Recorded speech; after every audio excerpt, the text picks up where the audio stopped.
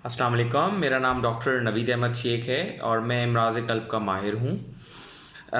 As a advance cardiac life support और basic life support का instructor in American Heart Association होते हुए ये मेरा फ़र्ज़ बनता है कि मैं कम्युनिटी के अंदर ये आगाही फैलाऊँ कि अगर कोरोना से खुदा न ख्वास्ता किसी की डेथ या कोई कोलैप्स हो जाता है जिसके ऊपर आपको सीपीआर लाइक मसनूई तौर पे दिल धड़काने के लिए अगर छाती पे ज़ोर देना पड़े तो उसके क्या तरीक़ेकार होंगे, घर पे क्या तरीक़ेकार होंगे।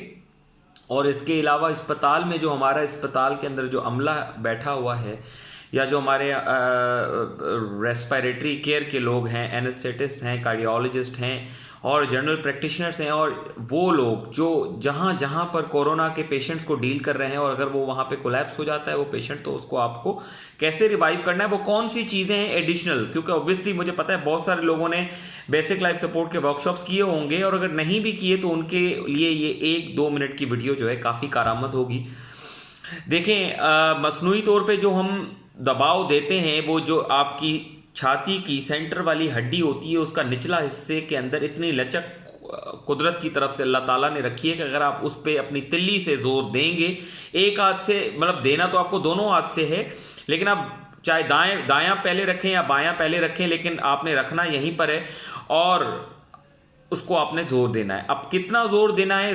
जोर इस तरीके से देना है कि आप 1 मिनट के अंदर आपकी जो स्पीड है वो 100 से 120 बार वो कंप्रेस करें, या आप उसको काउंट भी कर सकते हैं 1 2 3 4 5 6 7 8 9 10, इस तरह आप उसको काउंट भी कर सकते हैं। ठीक है, इसी स्पीड के साथ अगर आप करेंगे तो बेहतरीन चीज़ हो जाएगी। इसको हम बोलते हैं hands only CPR. Hands only CPR का मतलब ये कि हाथ से छाती को धड़काना अगर खुदा न ख्वास्ता कोरोना या किसी भी तरह का मरीज़ और कोलैप्स हो जाए। लेकिन अब कोरोना में इंपॉर्टेंट क्या है?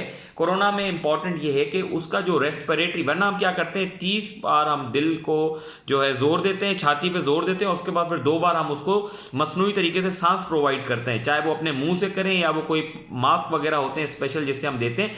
लेकिन कोरोना के मरीज़ के अंदर आपने तब तक वो जो है ना ब्रेथिंग्स नहीं देनी, यानी वो सांस, मसनूई सांस नहीं देनी जब तक आपके पास प्रॉपर प्रोटेक्टिव इक्विपमेंट्स नहीं हो। क्यों? क्योंकि आपको भी तो खतरा है ना उस जान को बचाने के लिए। आप उसको बचाएं, आप सीपीआर करते रहें, आप उसको छाती पे जोर लगाते रहें विदाउट किसी गैप के। हम उसको बोलते हैं हैंड्स ओनली सीपीआर। वैसे भी जो कम्युनिटी के लोग हैं, जो घरों के अंदर, जो आप खुदा न ख्वास्ता अगर कोरोना का कोई मरीज है और वो कोलैप्स हो जाता है तो उसको छाती पे आप अगर जोर देंगे तो बहुत सारे ऐसे चांसेस हैं कि हॉस्पिटल तक पहुंचने में हो सकता है उसकी जो है खुदा न ख्वास्ता डेथ नहीं हुई हुई होगी, अल्लाह खैर करेगा इंशाअल्लाह ताला।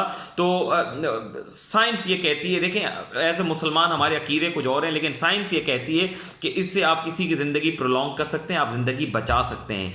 आप उसकी ज़िंदगी कैसे बचा सकते हैं? उसको छाती पे आप इस जो मैं बार बार इसलिए दोहरा रहा हूँ ताकि मेरा मैसेज बड़ा क्लियरली उन लोगों तक पहुँच जाए जो कम्युनिटी के लोग हैं, जो घर के अंदर मौजूद हैं।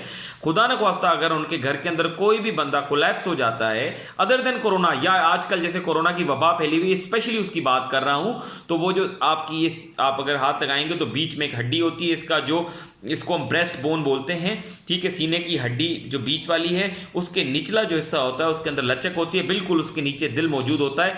आपने तिल्ली से, ठीक है, एक हाथ रख के दूसरा उस पर हाथ रख के आपने उसको जोर देना है। कितना जोर देना है? 1 मिनट के अंदर 100 से 120 तक आप गिनती गिनेंगे और उसके साथ साथ 1 2 3 4 मतलब 120 तक 1 मिनट में होने चाहिए। तो इंशाअल्लाह ताला जो है अब अस्पताल पहुंचने तक वो मरीज़ की जान हम लोग बचा सकते हैं। उसके बाद वो अस्पताल का अमला ऑब्वियसली उसको देख लेगा, तो ये इंपॉर्टेंट है। और अस्पताल के अमले के लिए इंपॉर्टेंट है कि जैसे हम बाकी जो मरीज़ हमारे कोरोना के अलावा वाले होते हैं हम उनको फ़ौरन से रेस्पिरेटरी जो हम उसको सिक्योर करते हैं, या हर 30 कंप्रेशंस के बाद हम उसको 2 ब्रेथ्स देते हैं। ये मैं अपने डॉक्टर्स और नर्सेज के लिए बता रहा हूँ, इसलिए शायद आप लोगों को समझ में ना आए। तो ये उनके लिए जो है वो ये है कि आपने ब्रेथ तब तक नहीं देने जब तक आप प्रॉपर्ली अपने आप को इक्विप ना कर लें। अगर जब अब फॉर सपोज आपने ईआर में मौजूद हैं, अब ये बॉडी कोलैप्स कंडीशन में आ गई और कोविड पॉजिटिव या सस्पेक्टेड कोविड है, तो आपने सिर्फ सीपीआर देना है।